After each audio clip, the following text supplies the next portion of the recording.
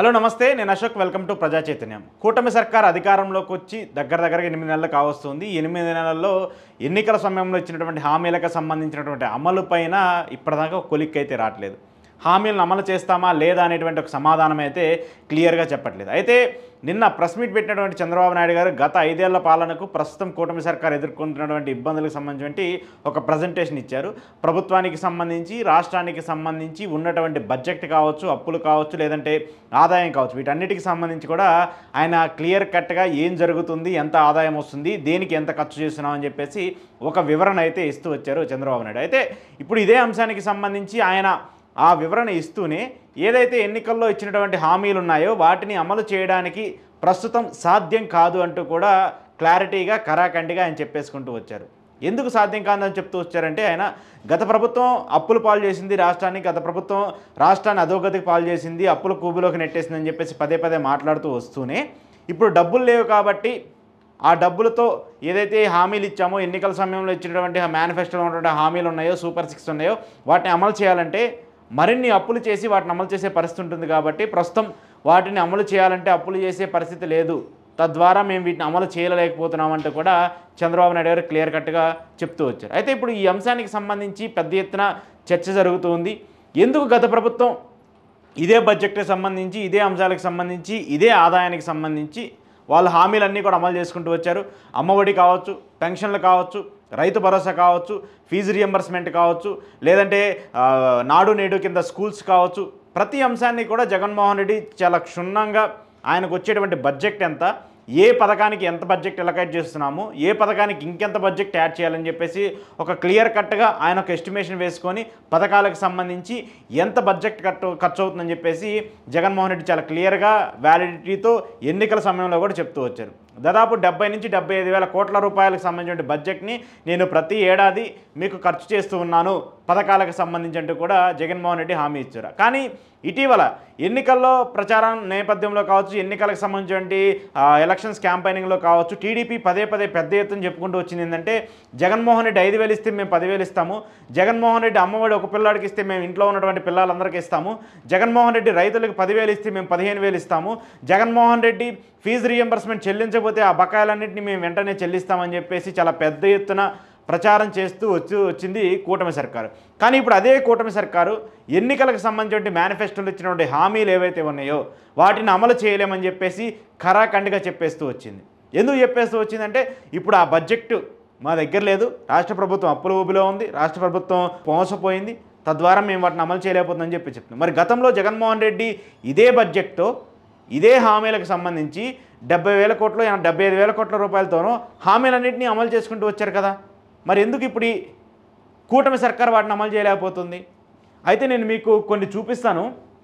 గతంలో జగన్మోహన్ రెడ్డి 5 ఏళ్ల పాలనకు సంబంధించి అప్పుడు అధికారంలో ఉన్నప్పుడు, లేదంటే ఎన్నికల ప్రచారంలో కూటమి సర్కార్ సంబంధించి చంద్రబాబు నాయుడు గారు కావచ్చు, పవన్ కళ్యాణ్ కావచ్చు, లోకేష్ కావచ్చు, వాళ్ళందరూ పదే జగన్ మీద ఆరోపణలు చేస్తూ వచ్చింది ఏంటంటే రాష్ట్రాన్ని శ్రీలంక చేశారు, ఆ డబ్బునంతటి కూడా పథకాల కింద మార్చేస్తూ ఉన్నారు, ప్రజలకి బటన్లు నొక్కేసి ఉచితంగా డబ్బులు ఇస్తూ ఉన్నారని చెప్పేసి కీలకంగా ఆరోపణలు చేస్తూ వచ్చారు.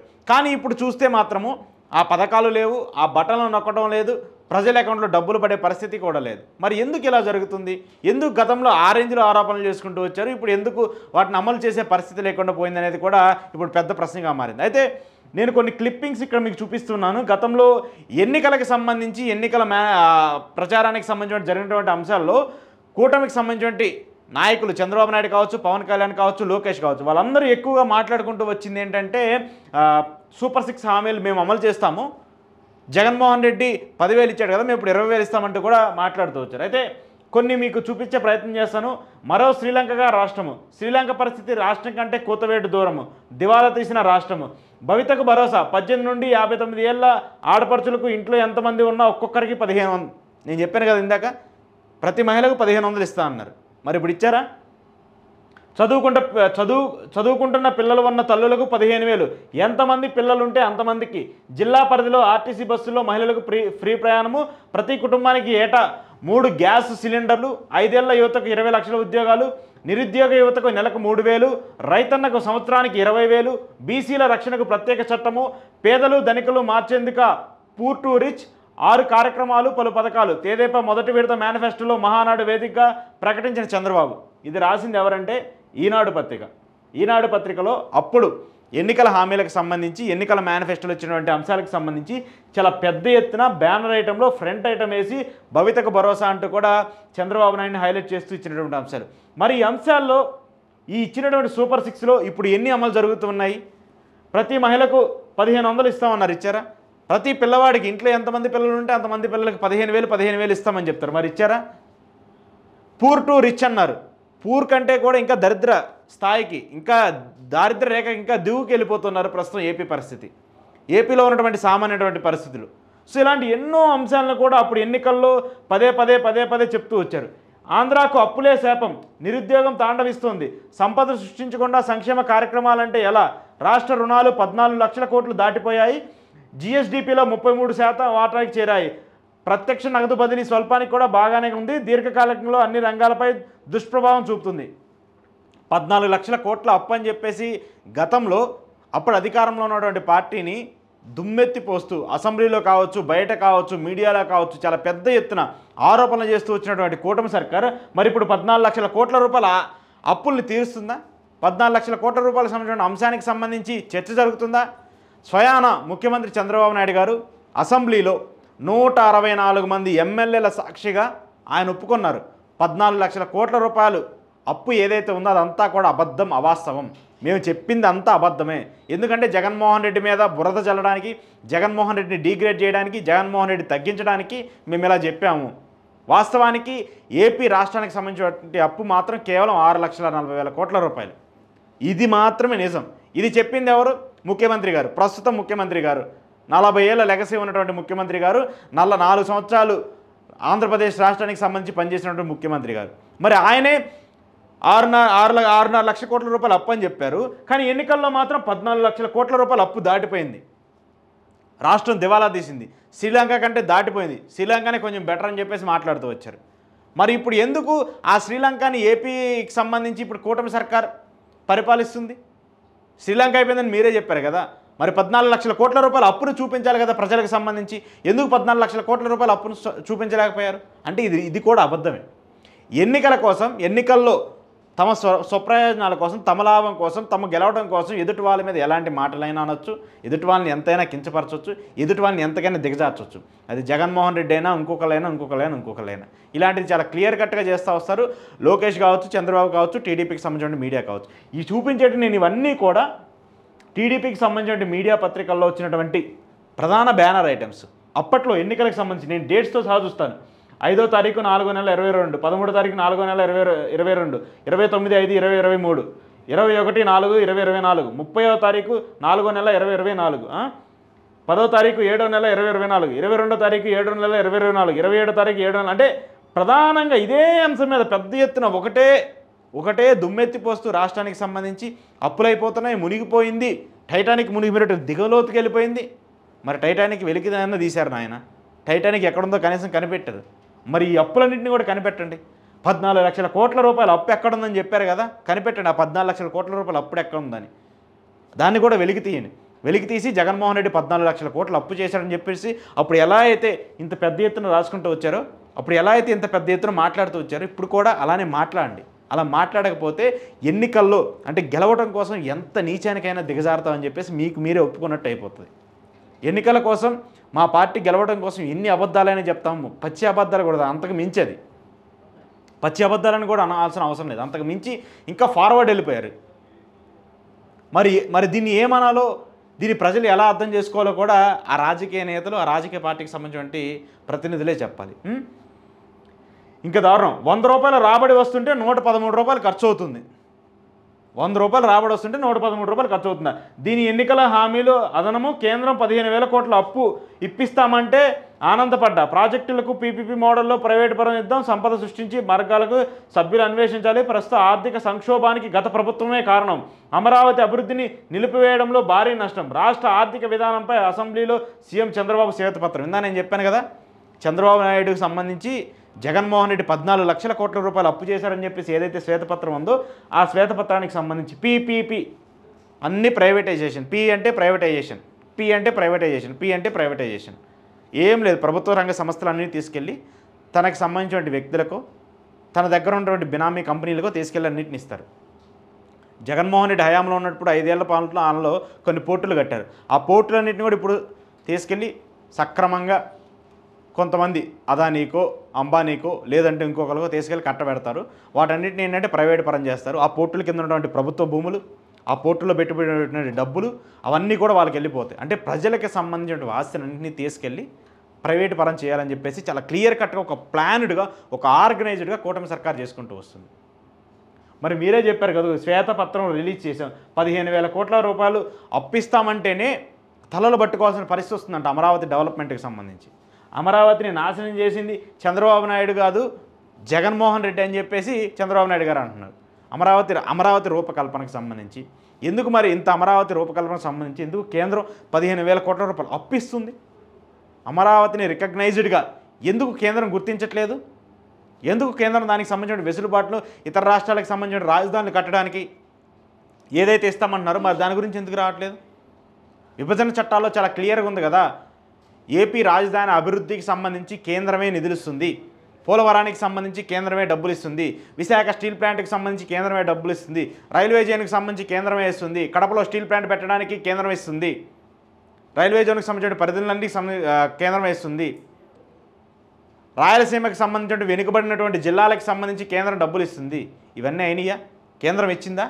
కూటమిలో మేము బలంగా ఉన్నాము, రెండవ పెద్ద పార్టీగా ఉన్నాము, మోదీ నిలవడానికి, మోదీ మూడోసారి ప్రధానమంత్రి అవ్వడానికి టీడీపీ వెనకండి ఉండి ఒక చెయ్యి ఇచ్చింది, ఆపన్న హస్తం ఇచ్చిందని చెప్పి ఎంత గర్వంగా చెప్పుకుంటున్నారో అంతే గర్వంగా కేంద్రం నుంచి కూడా డబ్బులు తీసుకురండి, అమరావతికి డబ్బులు తీసుకురండి, స్టీల్ ప్లాంట్కి డబ్బులు తీసుకురండి, రాయలసీమలో వెనకబడినటువంటి జిల్లాలకు డబ్బులు తీసుకురండి, ప్రకాశం జిల్లాలో వెనకబడినటువంటి ప్రాంతాలకు సంబంధించి డబ్బులు తీసుకురండి, కారిడార్లకు సంబంధించి డబ్బులు తీసుకురావండి. మరి ఎందుకు అన్ని అప్పుల రూపాయలు తీసుకొస్తా ఉన్నారు? వరల్డ్ బ్యాంక్ 15,000 కోట్ల రూపాయలు అప్పు ఇచ్చిందని మీరే చెప్తున్నారు కదా. రాజధానికి సంబంధించి నిర్మాణానికి అప్పు చేసి మరి రాజధాని కట్టాలా? రాజధాని అప్పు చేసి మరీ కట్టాలా ప్రభుత్వానికి సంబంధించి? ఇది తెలియని ఒక పెద్ద క్వశ్చన్ మార్క్ అయిపోతుంది. ఎందుకు ప్రభుత్వాలు ఇలానే జరుగుతున్నాయి? అక్కడ ఏమీ లేదని మీరే చెప్తున్నారు. గ్రౌండ్ లెవెల్ నుంచి అంటే ఒక చిన్న గుంట తీసి ఒక మొక్క నాటాలన్నా కూడా డబ్బులు అయ్యే పరిస్థితి ఏం లేదు. అక్కడ మొత్తాన్ని గ్రౌండ్ లెవెల్ నుంచి సృష్టించుకుంటూ తీసుకురావాలి. గ్రౌండ్ లెవెల్ నుంచి సృష్టించుకుంటూ తీసుకొచ్చేదానికి ఎంత ఖర్చు అవుతుంది? ఆల్రెడీ డెవలప్మెంట్ అయిన దానికి ఎస్టాబ్లిష్ చేయడానికి ఎంత ఖర్చు అవుతుంది? ఇది చంద్రబాబు నాయుడు గారికి తెలియక కాదు, ఆయనకు అనుభవం లేక కాదు. ఎందుకంటే అక్కడ అమరావతి వస్తే దానికి సంబంధించి ఎంత ప్రయోజనం జరుగుతుంది, అక్కడ రియల్ ఎస్టేట్ ఎంత డెవలప్ అవుతుంది, ఆ రియల్ ఎస్టేట్ డెవలప్ అయితే ఆయనకి సంబంధించి కావచ్చు, అక్కడ ఉన్నటువంటి వ్యక్తులకు సంబంధించి కావచ్చు, వాళ్ళ కంపెనీలకి, కన్స్ట్రక్షన్ కంపెనీలకి ఎంత లాభం జరుగుతుంది. ఇలాంటివి జరుగుతూ ఉంటుంది అన్నమాట. సో ఇది కూడా ఒక ప్లాన్డ్గా జరుగుతుంది. ఇంకొంచెం వెళ్తే స్టేట్ బడ్జెట్కి సంబంధించి, కాగ్ రిపోర్ట్కి సంబంధించి అక్కడ public debit outstanding, government debit outstanding చూడండి ఎంత తేడా కనిపిస్తుంది. 2024కి సంబంధించి చాలా పెద్ద ఎత్తున పెట్టుకొట్టు వచ్చారు, చాలా ఎక్కువ, 55,508 కోట్లు ఇక్కడ. అసలు ఈ 4,91,734 కోట్ల రూపాయలు అప్పులు మాత్రమే చూపిస్తున్నారు. మళ్ళీ దట్లో అవుట్స్టాండింగ్ సంబంధించి అంటే ఇప్పుడు 6,40,000 కోట్ల రూపాయలు కూడా ఏదైతే ఉందో అదంటే గవర్నమెంట్ దగ్గర నుంచి చేసినటువంటి అప్పులు కావచ్చు. అది జగన్మోహన్ రెడ్డి అయినా అంతకుముందు 5 సంవత్సరాల్లో అంటే 2014 నుంచి 2019 వరకు చంద్రబాబు నాయుడు గారు అధికారంలో ఉన్నారు. ఇది అందరూ గుర్తుపెట్టుకోవాలి. నవ్యాంధ్రప్రదేశ్ తొలి ముఖ్యమంత్రిగా ప్రమాణం స్వీకారం చేసినటువంటి నారా చంద్రబాబు నాయుడు గారు అధికారంలో ఉన్నటువంటి 2014 నుంచి 2019లోనే చాలా అప్పులు జరిగాయి, చాలా అప్పులు చేశారు. ఆ అప్పులు కూడా క్యారీ ఫార్వర్డ్ అవుతూ వచ్చాయి. జగన్ చేసిన అప్పులు క్యారీ ఫార్వర్డ్ అవుతూ వస్తాయి. ఇప్పుడు కూటమి సర్కార్ అప్పులు చేసినా క్యారీ ఫార్వర్డ్ అవుతూ వస్తాయి. నెక్స్ట్ ఎవరు ముఖ్యమంత్రిగా ఉన్నారు, ఈ అప్పులన్నీ కూడా ఆ ముఖ్యమంత్రి మీద కూడా భారం పడుతుంది. కానీ అలా కాకుండా వీళ్ళు ఇది జగనే చేశాడు, జగన్ 10 లక్షలు చేశాడు, మరి జగన్ అప్పుడు ఏం చేశాడు? ఆరోపణలు అప్పుడు ఉన్నటువంటి కూటమి సర్కార్ మీద అప్పుడు ఆరోపణలు చేసుకుంటూ వచ్చారు. చంద్రబాబు నాయుడు గారు నేను దిగిపోయే లోపు నా ఖజానాలో కేవలం 100 కోట్లు మాత్రమే ఉంచాడు, 3 లక్షల కోట్ల రూపాయలు 3,40,000 కోట్ల రూపాయలు అప్పులు చేశాడని చెప్పేసి ఆయన మీద ఆరోపణలు చేస్తూ వచ్చారు. సో ఇవన్నీ జరుగుతూ ఉన్నప్పుడు ఏమైపోతుందంటే గవర్నమెంట్ అనేది కంటిన్యూటీ ప్రాసెస్. ఈరోజు నేను అప్పు చేసినా, మీరు అప్పు చేసినా, ఎవరు అప్పు చేసినా దాన్ని నెక్స్ట్ వచ్చేసే వాళ్ళు కంపల్సరీ తీర్చాల్సిందే. అది మళ్ళీ తిరిగి ప్రజలను ఎత్తినే పడాల్సిందే. అలా ప్రభుత్వం కంటిన్యూటీ అనుకున్నప్పుడు మరి ఎందుకు ఒకరి మీద ఒకరు ఆరోపణలు చేసుకుంటూ వస్తున్నారు? జగన్ ఇలా చేశాడు, అలా చేశాడు, అలా చేశాడని. జగన్ అలా చేశాడు, సరే జగన్ తప్పు చేశాడు, మరి మీరేం చేస్తున్నారు? మరి మీరు దాన్ని సరిదిద్దండి. మీరు సమర్థించకుండా దాన్ని తప్పు చేసిన దాన్ని కరెక్ట్ చేయండి. అలా కాకుండా అంతకంటే మేము ఎక్కువ చేస్తున్నాము, జగన్ 6 లక్షల కోట్లు చేశాడు, మేము ఈసారి 10 లక్షల కోట్లు చేసి అభివృద్ధి చేస్తామంటున్నారు. ఆ 10 లక్షల కోట్లు ఎవరి నెత్తి మీద పడుతుంది? ఎవరికి భారం అవుతుంది? ప్రజలకే కదా, ఏపీ ప్రజలకే కదా. జీడీపీ తగ్గిపోయిందని మీరే చెప్తున్నారు కదా, ఎందుకు తగ్గిపోయింది? ఎందుకు వాళ్ళ ఖాతాలో డబ్బులు పడట్లేదు? ఎందుకు ఏపీలో మనీ రొటేషన్ జరగట్లేదు? ఎందుకు ఏపీలో బ్యాంకులకు సంబంధించిన ఖాతాదారులు తగ్గిపోతూ వచ్చారు? గతంలో 40 లక్షల ఖాతాదారులు పెరిగినాయి అని చెప్పేసి ఏపీకి సంబంధించి రిజర్వ్ బ్యాంక్ ఆఫ్ ఇండియా చెప్తే ఎందుకు ఇప్పుడు దానికి సంబంధించి బ్యాంక్ ఖాతాలు తగ్గుతూ వచ్చాయి? ఎందుకు ఆ బ్యాంక్ ఖాతాల్లో నిల్వలు తగ్గుతూ వచ్చాయి? సామాన్యుడి వృద్ధి రేటు ఎందుకు తగ్గుతూ వచ్చింది? పెరగాలి కదా కూటమి సర్కార్ అధికారంలోకి వస్తే. విజన్ 2040, విజన్ 4050, విజన్ 6070 అని చెప్పుకొచ్చేటువంటి చంద్రబాబు నాయుడు గారు విజన్ పక్కన పెడితే సామాన్యుడి వృద్ధి రేటు ఎక్కడ పెరుగుతుంది? అలా కాకుండా మేము ఇలానే చేస్తున్నాము, మేము చేస్తుందే కరెక్ట్, గతంలో జగన్మోహన్ రెడ్డి తప్పు చేశారంటే ఇవన్నీ కూడా రాజకీయంగా వాడుకోవడం కోసం, రాజకీయంగా ఒక వ్యక్తిని ఇబ్బంది పెట్టడం కోసం, రాజకీయంగా ఒక వ్యక్తి మీద ఆరోపణలు చేయడం కోసం మాత్రమే పనికొస్తూ ఉన్నాయి. కానీ ఎక్కడా కూడా దీని మీద నిజం అనేది లేదు. ఇవన్నీ చూస్తూ ఉంటే ఇవన్నీ నేను ఇప్పుడు చూపిస్తున్న అన్నీ కూడా మీరు చూడండి. ఇదిగోండి ఈటీవీలో, ఏబిఎన్లో, ఆంధ్రజ్యోతిలో, ఈనాడులో ఇవన్నీ కూడా వచ్చినటువంటి పెద్ద పెద్ద brand items. Pawan Kalyan tweet, Sri Lanka పరిస్థితి ఆంధ్రప్రదేశ్ కోతవేటు దూరం, మీరు చేయాల్సింది ఇంకా లేని పొత్తుల గురించి విమర్శించడం కాదు, గడప గడపకు ఎమ్మెల్యేలను పంపడం కాదు, మీరు చేసిన అప్పుల నుంచి ఆంధ్రప్రదేశ్ను దూరం జరిపే ప్రయత్నం చేయండి అని జనసేన అధినేత పవన్ కళ్యాణ్ సోమవారం ట్వీట్ చేశారు. ముఖ్యమంత్రి జగన్ను ఉద్దేశించి ఈ వ్యాఖ్యలు చేశారు. పవన్ కళ్యాణ్ గారు చాలా పెద్ద ఎత్తున మాట్లాడుతూ వచ్చారు పాపం. అప్పుడు ఆంధ్రప్రదేశ్ శ్రీలంకను దాటిపోయింది, మునిగిపోయిందని. మరి ఇప్పుడు చంద్రబాబు నాయుడు గారు కూటమి సర్కార్కి సంబంధించి హామీలు మేము అమలు చేయమని చెప్పేసి డైరెక్ట్గా చెప్తుంటే ఎందుకు పవన్ కళ్యాణ్ గారు బయటకు వచ్చి దీని మీద ప్రశ్నించరు? మీరు కూటమిలో ఉన్నారు కదా, కూటమిలో భాగమే కదా. 21 మంది ఎమ్మెల్యేలను ఇచ్చారు, 2 ఎంపీలను ఇచ్చారు, 26 లక్షలు 27 లక్షల ఓట్లు వేశారు. మరి మీకు ఆ 26 లక్షలు 27 లక్షల ఓట్లు వేసినటువంటి మీ అభిమానులకో మీ కార్యకర్తలకో వెళ్ళి చెప్పండి, మేము హామీలు అమలు చేయట్లేదు, మేము అమ్మఒడి డబ్బులు ఇవ్వట్లేదు, మేము ఫీజు రీఎంబర్స్మెంట్ చేయట్లేదు, మేము ప్రతి మహిళకు 15,000 ఇస్తామని చెప్పేసి అది ఇవ్వట్లేదు, ప్రతి నిరుద్యోగికి 3,000 ఇస్తామని చెప్పేసి ఇవ్వట్లేదని చెప్పేసి వెళ్ళి ప్రతి జనసేన కార్యకర్తకి చెప్పండి. 26 లక్షలు 27 లక్షలు ఓట్లు వేసినటువంటి ప్రతి జనసేన కార్యకర్త దగ్గరికి వెళ్ళి జగన్మోహన్ రెడ్డి 9 హామీలు ఇచ్చారమ్మా, కానీ ఈసారి మేము ఇవ్వలేకపోతున్నాము, ఎందుకంటే ఇప్పుడు రాష్ట్రం అప్పుల్లో ఉంది, రాష్ట్రం అప్పులు పాలైపోయింది, అందుకోసం మేము ఇవ్వట్లేదని చెప్పేసి వెళ్ళి డైరెక్ట్గా చెప్పండి. జగన్మోహన్ రెడ్డి మీద ట్వీట్లు చేసి ఆరోపణలు చేస్తూ వచ్చారా? జగన్మోహన్ రెడ్డి చేసిన తప్పు అయితే యూ షుడ్ కండెమ్ దెమ్, దాంట్లో ఎలాంటి తప్పు లేదు, ఎలాంటి అబద్ధం అసలు అవాస్తవం అనేది మీరు ఏదైనా మాట్లాడవచ్చు. ఎందుకంటే ఒక మనిషి తప్పు చేస్తుంటే కోర్స్ జగన్మోహన్ చేశాడు, అందుకే ఓడిపోయాడు కదా, మీరు అధికారంలోకి వచ్చారు. మరి మీరు వచ్చి ఏం చేయాలి? వాటిని కరెక్ట్ చేసి మీరు వాటిని అమలు చేయాలి కదా. మీరు అమలు చేయకుండా మళ్ళీ దాన్నే తగ్గిస్తామంటే ఎలా? సరే జగన్మోహన్ రెడ్డికి 40% ఓట్లు వేశారు, సరే అదంతా పక్కన పెట్టేసేయండి. కానీ మీకు వేసినటువంటి ఓట్లకు సంబంధించిన అభిమానులు ఉన్నారు, మీ కార్యకర్తలు ఉన్నారే, వాళ్ళు కూడా ఏపీ రాష్ట్రానికి సంబంధించిన ప్రజలే కదా. మీకు 161 సీట్లు ఇచ్చినటువంటి ఏపీ రాష్ట్రానికి సంబంధించిన ప్రజలు ఆ 161 మంది కన్నా ఇవ్వండి, మీ కార్యకర్తలకు ఇవ్వండి, మీ దగ్గర పనిచేసే వాళ్ళు ఉన్నారు కదా వాళ్ళకి ఇవ్వండి, మీ ఇంట్లో పనిచేసే వాళ్ళు ఎవరో ఒకరు ఉంటారు కదా, వాళ్ళ పిల్లలకి పాపం 15,000 ఎప్పుడు వస్తాయని చెప్పేసి ఎదురు చూస్తున్నారు. పవన్ కళ్యాణ్ గారు చెప్తే బాగుంటుంది, ఎందుకంటే ఆయన కూడా కూటమిలో పెద్ద పొజిషన్లో ఉన్నారు, ఉప ముఖ్యమంత్రిగా ఉన్నారు, ఆయన చెప్తే అయిపోద్దని చెప్పేసి చాలామంది పిల్లలు మీకోసం ఆ రోజు మీ వెనకాల బండ్లు వేసుకొని తిరిగి మీ జెండాలు మోసి మీ కండవాలు భుజాన్ని వేసుకొని అరిచి అరిచి అరిచి పవన్ కళ్యాణ్ సీఎం అరిచినటువంటి వాళ్ళందరికన్నా ఇవ్వండి పవన్ కళ్యాణ్ గారు ఆ 15,000 రూపాయలు, వాళ్ళ పిల్లలకి ఇవ్వండి. ఆ స్టూడెంట్స్కి ఫీజు రీఎంబర్స్మెంట్కి సంబంధించి రీఎంబర్స్మెంట్ అంటా చేయండి. ఆ పిల్లలు డిగ్రీలో, ఇంజనీరింగ్లో, ఎంబీఏలో చదివేసి సర్టిఫికేట్ల కోసం ఎదురు చూస్తున్నారు. కాలేజీకి వెళ్తుంటే కాలేజీలో ఉన్నటువంటి ప్రిన్సిపల్ తిడుతున్నారు. ఎందుకు తిడుతున్నారంటే ఇంతవరకు గవర్నమెంట్ ఫీజులు చెల్లించలేదు, మేము మీకు సర్టిఫికేట్లు ఎట్లా ఇస్తామని. ఆ డబ్బులు మీరు ఇస్తే పాపం మీ కార్యకర్తల పిల్లలు లేదంటే మీకు ఓటేసినటువంటి పిల్లలు వాళ్ళందరూ వెళ్ళి వాళ్ళు ఏదో ఒక ఉద్యోగం చేసుకుంటారు ఆ సర్టిఫికేట్ పట్టుకొని. వాళ్ళు ఇప్పుడు ఏం చెప్తున్నారంటే మీకు ఓటేసిన పాపానికి నాకు సర్టిఫికేట్ రాలేదు, మీ వెనకాల తిరిగింది దానికి నాకు మళ్ళీ పెట్రోల్ బొక్క, నాకు ఎనర్జీ బొక్క ఇవన్నీ అనుకుంటున్నాను. అంటే ఇంతగా మీకు మీరే చెప్పినటువంటి మాటలు అప్పుడొక మాట ఇప్పుడొక మాట, అప్పుడొక వాదన ఇప్పుడొక వాదన, ఎన్నికల కోసం మనం అధికారంలో రావడం కోసం కొన్ని వ్యాఖ్యలు, ఇప్పుడు మాత్రం భిన్నంగా. ఇప్పుడు అభివృద్ధి అయిపోయింది, దావోస్ నుంచి పెట్టుబడులు వచ్చేసాయి, లక్షల కోట్లు పెట్టేశారు, ఆల్రెడీ 4 లక్షల కోట్ల మందికి ఉద్యోగాలు ఇచ్చేస్తూ ఉన్నాము, ఇంకొంతమంది ఇంకొంచెం చేస్తూ ఉన్నాం. మరి ఇప్పుడు కూడా పవన్ కళ్యాణ్ గారు మాట్లాడితే చాలా బాగుండేది, ఆయన కూడా స్పందిస్తే చాలా బాగుండేది. ఎందుకంటే ఆయన కూడా ప్రభుత్వంలో ఒక భాగం కదా, ప్రభుత్వంలో ఒక వ్యక్తి కదా, కీలక వ్యక్తి. సో ఆయన వీటి మీద ఎక్కడా స్పందించట్లేదు, కనీసం ఆయన నోటి నుంచి మాటే రావట్లేదు. నిన్న చంద్రబాబు నాయుడు గారు ఆ రేంజ్లో మేము పథకాలు అమలు చేయడానికి డబ్బులు లేవని అంత క్లియర్ కట్గా చెప్పినప్పుడు ఎందుకు డబ్బులు లేవు? జగన్మోహన్ రెడ్డి మరి ఇన్ని అమలు చేసినప్పుడు దాంట్లో కనీసం మనం కొన్నన్న అమలు చేద్దాము, దానికి సంబంధించి ఈ బడ్జెట్ని ఇలా అడ్జస్ట్ చేద్దాము, ఇలా చేద్దాము, ఈ వచ్చేటువంటి కేంద్రం నుంచి వచ్చేటువంటి నిధుల్లో వీటిని ఇలా మారుద్దామని చెప్పేసి ఎందుకు చెప్పలేకపోతున్నారు? అలా జరగట్లేదు కదా. సో దానివల్ల ఏమవుతుంది, పవన్ కళ్యాణ్ గారు కూడా నెగిటివ్ మూట కొట్టుకుంటున్నారు, కూటమిలో ఉన్న ఆయన కూడా కొంత ఇబ్బంది పడుతూ ఉన్నారు. సో దీని మీద మాట్లాడకపోతే మీకు కూడా మీ రాజకీయంగా మీ భవిష్యత్తు కూడా ఇబ్బంది పడే అవకాశం ఉంది. చంద్రబాబు నాయుడు గారు సీనియర్ అయ్యారు, 4 సార్లు ముఖ్యమంత్రి అయ్యారు, 40 ఏళ్ల ప్రస్థానం ఉంది, మీకేం లేదు. మీరు ప్రస్తుతం పవర్లోకి వచ్చారు, ఉప ముఖ్యమంత్రి అయ్యారు.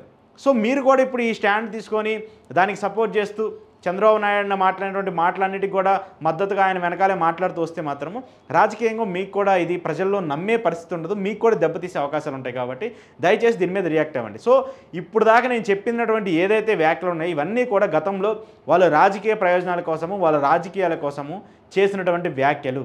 జగన్మోహన్ రెడ్డిని ఓడించడానికి, జగన్మోహన్ రెడ్డి మీద కొన్ని అవాస్తవాలని వాస్తవాలుగా చూపించి మీడియాలో కావచ్చు, పత్రికల్లో కావచ్చు చేసినటువంటి డ్రామాలు ఇవన్నీ, మాట్లాడినటువంటి మాటలు ఇవన్నీ. సో ఇవన్నీ చూస్తే మనకు అర్థమవుతుంది ఏంటంటే ఈ 5 ఏళ్ల పాలనలో ప్రజా సంక్షేమానికి సంబంధించిన హామీలు ఏవి రావు. మీరు ఆశలు పెట్టుకోవద్దు. చిన్నగా ఒక్కొక్కటి మైండ్లో ఇంజెక్ట్ చేస్తూ ఉన్నారు. ఫస్ట్లో ఏమన్నారు, మేము అన్నీ అమలు చేస్తామన్నారు. ఆ తర్వాత ఏమైంది, ఫస్ట్ పెన్షన్లు ఇస్తాము, ఆ తర్వాత ఆర్థిక వ్యవస్థను బట్టి మిగతా చూస్తామన్నారు. ఆ తర్వాత 6 నెలలకి 3 సిలిండర్లు ఇస్తున్నారు. ఈ సంవత్సరానికి అమ్మఒడి లేదని చెప్పేసి క్లియర్ కట్గా చెప్పేశారు. నెక్స్ట్ అకాడమిక్ ఇయర్ ఇస్తామని చెప్పేసి చెప్తున్నారు. ఆ నెక్స్ట్ అకాడమిక్ ఇయర్కి వచ్చేటప్పుడు ఏమైందంటే మేము 3 ఇవ్వలేము, 4 ఇవ్వలేము, ఇంట్లో ఒక పిల్లాడికి మాత్రం ఇస్తామని చెప్పేసి అప్పుడు మళ్ళీ కండిషన్స్ పెడతారు. అప్పుడు మళ్ళీ ఇంకో కండిషన్స్ ఏం పెడతారంటే కొత్తగా వచ్చి ప్రభుత్వ స్కూల్లో ఎవరైతే చదువుతారో వాళ్ళకి మాత్రం ఇస్తామని చెప్తారు. ప్రభుత్వ స్కూల్లో చదివే మంది పిల్లలు ఎంతమంది ఉన్నారో కూటమి సర్కార్కి బాగా తెలుసు. Compare with private education, government education చూసుకుంటే గవర్నమెంట్ ఎడ్యుకేషన్లో 70% ఉంటే ప్రైవేట్ ఎడ్యుకేషన్లో 70% ఉంటే గవర్నమెంట్ ఎడ్యుకేషన్లో 30% ఉన్నారు. అలాంటి పరిస్థితుల్లో ఉంది రాష్ట్రం. సో దయచేసి వీటన్నిటిని కూడా ప్రజలు చాలా సున్నితంగా అర్థం చేసుకోవాలి.